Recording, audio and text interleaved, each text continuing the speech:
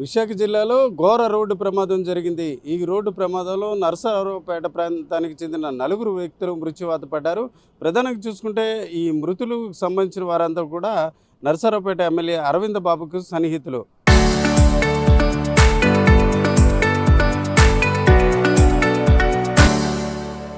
ముఖ్యంగా చూసుకుంటే ఒక కారులో నరసరావుపేట నుంచి శ్రీకాకుళం జిల్లా టెక్కలు వెళ్తున్నారు. టెక్కలు వెళ్తుండగా ఈ రోడ్డు ప్రమాదం జరిగింది. ఇది విశాఖలోని ఆనందపురం అలాగే పెందుర్తి మధ్య ఉన్న సత్తరువు అనే ప్రాంతంలో ఈ రోడ్డు ప్రమాదం జరిగింది. అయితే వీరంతా కూడా దాదాపు 5 వ్యక్తులు ఒక స్కార్పియోలో ప్రయాణం చేస్తున్నారు. అయితే ఇప్పుడు మనమున్న ఈ ప్రాంతంలోనే రోడ్డు ప్రమాదం జరిగింది. రోడ్డు ప్రమాద తీవ్రత దృశ్యాలను మనం చూడవచ్చు. స్కార్పియోకి సంబంధించిన ముందు భాగం కూడా పూర్తిగా ధ్వంసం అయింది. అట్లాగే దానికి సంబంధించి నేమ్ ప్లేట్ అలాగే ఇతర అంశాలు కూడా మనం స్పష్టంగా కనిపిస్తుంది. అంటే అతి వేగంగా వాహనం రావడం అలాగే రాత్రి వేళ కావడంతో ఎదురుగా ఉన్న లారీని గుర్తించకపోవడం వల్ల ఈ ప్రమాదం జరిగినట్టు తెలుస్తుంది. ఈ దశలో ఈ ప్రాంతానికి ఇప్పటికే పోలీస్ కమిషనర్ వైజాగ్ సిపి పరిశీలించారు. ముఖ్యంగా చూసుకుంటే అరవింద్ బాబుకు పిఏగా చంద్రశేఖర్ కొనసాగుతున్నారు. అయితే నరసరావుపేటకు చెందిన ఇన్స్పెక్టర్కి సంబంధించిన కుటుంబానికి సంబంధించిన ఒక శుభకార్యం టెక్కల్లో జరుగుతుంది.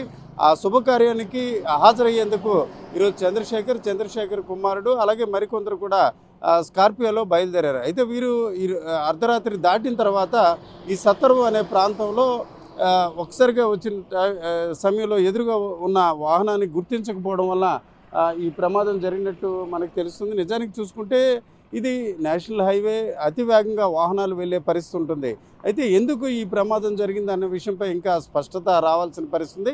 అయితే అర్ధరాత్రి సమయం కొంత చీకటిగా ఉండడం, అన్నిటికంటే మించి బహుశా డ్రైవింగ్ చేస్తున్న వ్యక్తి నిద్రలోకి వెళ్ళడం కానీ ఇట్లాంటి సంఘటన జరిగి ఉండొచ్చని మనకు తెలుస్తుంది. అయితే ప్రమాద తీవ్రతను అద్దం పడుతున్న దృశ్యాలను మనం ఎక్కడికక్కడ చూడవచ్చు. అంటే అతి వేగంగా వాహనం రాబట్టే ఈ 5 ప్రయాణిస్తున్న వారిలో 4 మృత్యువాత పడ్డారు. ఇందులో ఎవరైతే నరసరావుపేట ఎమ్మెల్యే అరవింద్ బాబుకు సంబంధించిన పిఏ చంద్రశేఖర్ మాత్రం స్వల్ప గాయాలతో బయటపడ్డారు. అయితే ఈ ప్రమాదంలో అతని 13 ఏళ్ల కుమారుడు కూడా మృత్యువాత పడ్డారు.